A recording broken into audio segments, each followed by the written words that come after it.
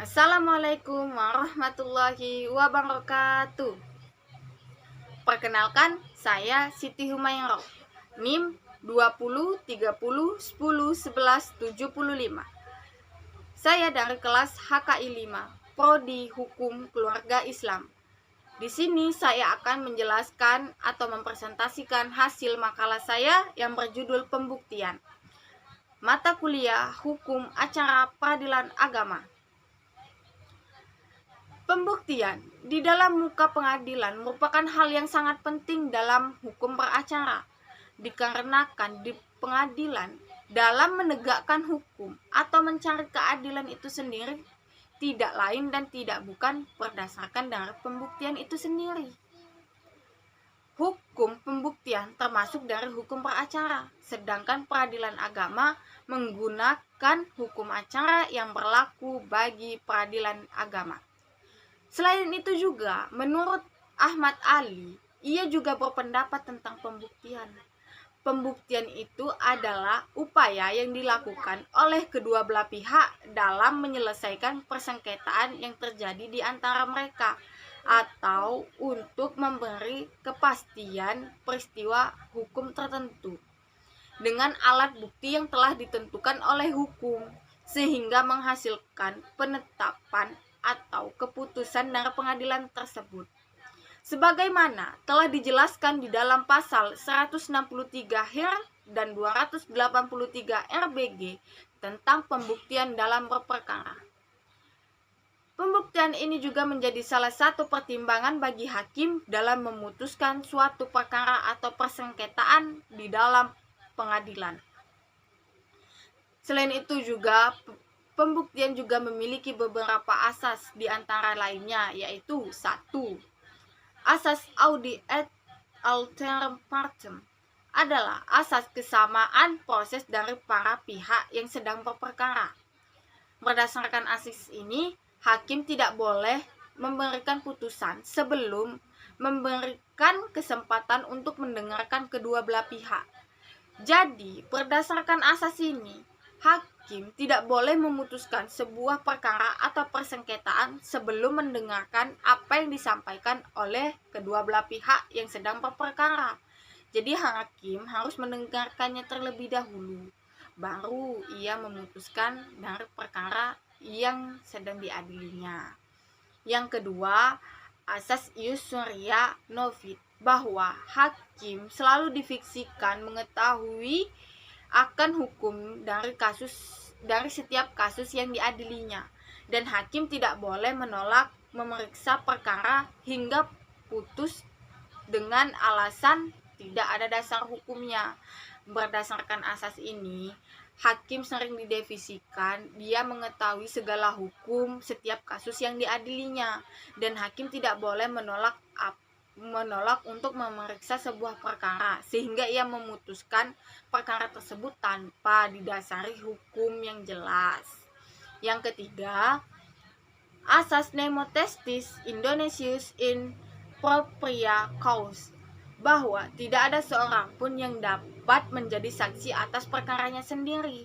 Jadi, berdasarkan asas ini, kedua belah pihak yang sedang berperkara tidak boleh menjadi saksi di dalam muka pengadilan. Ia harus membawa saksi lain untuk perkara yang sedang ia proses. Jadi ia tidak boleh menjadi saksi di perkaranya ia sendiri. Ia harus membawa orang lain untuk menjadi saksi yang sedang berlangsung.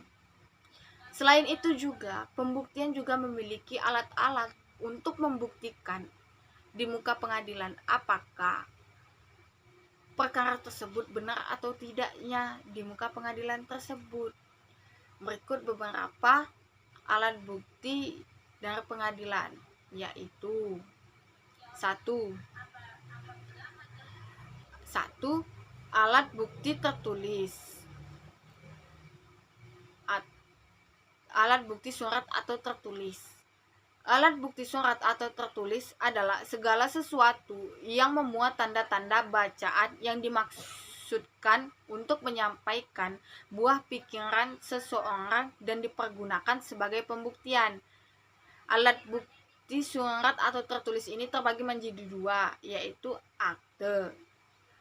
Yang dimana akte itu suatu tulisan yang memang dengan sengaja dibuat untuk dijadikan sebuah bukti tentang suatu peristiwa dan ditandatangani, sehingga akte ini memang sengaja dibuat oleh kedua belah pihak untuk menjadi bukti di pengadilan, di persidangan perkara mereka.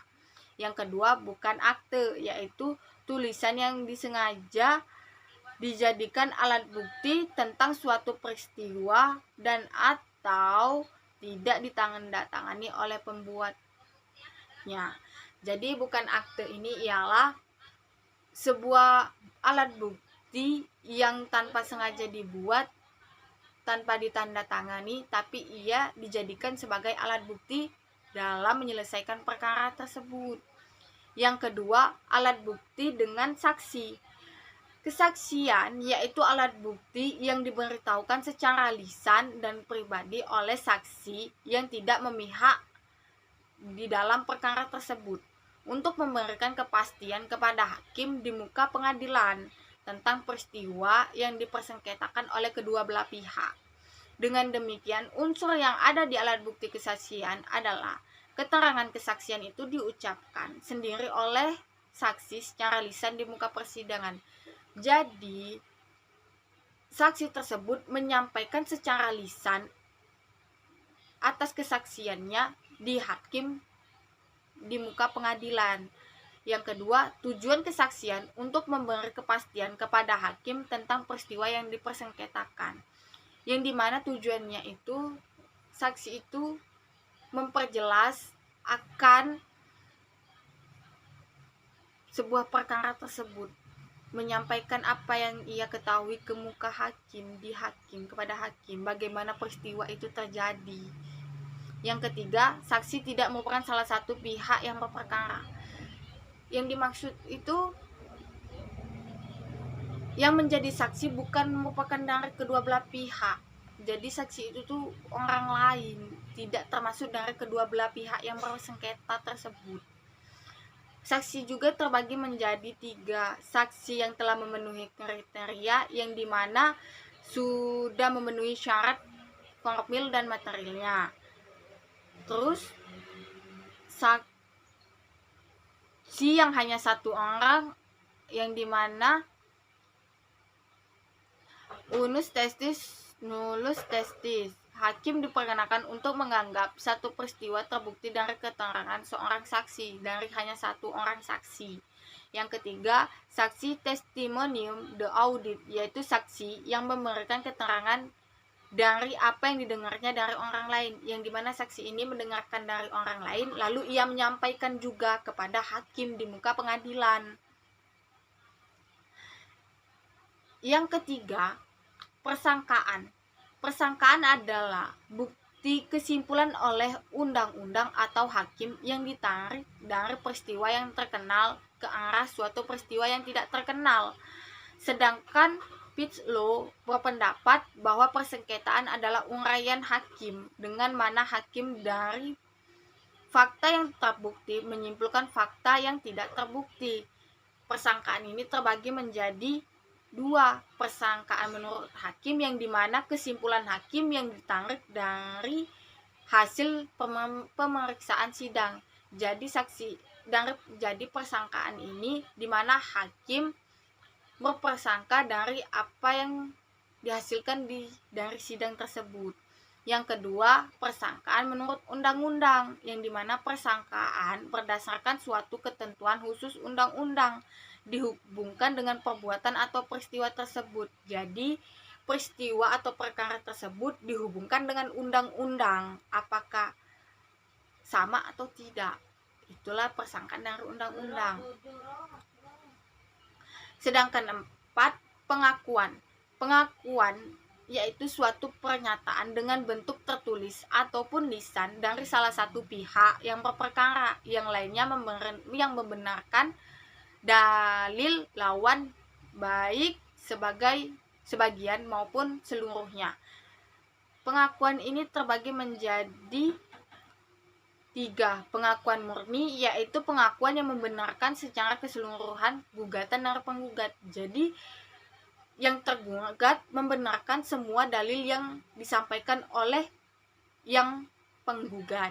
Yang kedua, pengakuan dengan kualifikasi, yaitu pengakuan yang disertai dengan keterangan tambahan sangkalan dari pihak lawan. Jadi pengakuan ini dia menyangkalinya, tergugat menyangkali apa yang disampaikan oleh penggugat. Jadi dia membenarkan sebagiannya tapi ditambahi dengan sangkalan dari apa yang disampaikan oleh penggugat.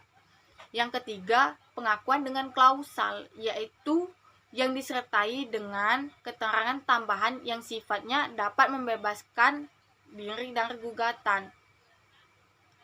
Yang dimana pengakuan ini tergugat memberikan keterangan tambahan yang dapat membebaskan dia dari apa yang disampaikan oleh penggugat. Yang kelima, sumpah.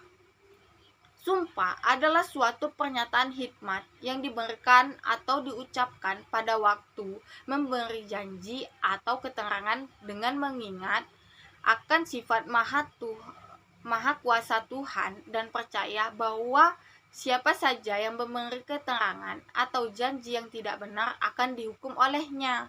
Jadi pada hakikatnya, sumpah merupakan tindakan yang bersifat religius yang digunakan di dalam muka pengadilan. Sumpah terbagi menjadi 3 macam. Yang pertama, sumpah decision atau sumpah pemutus.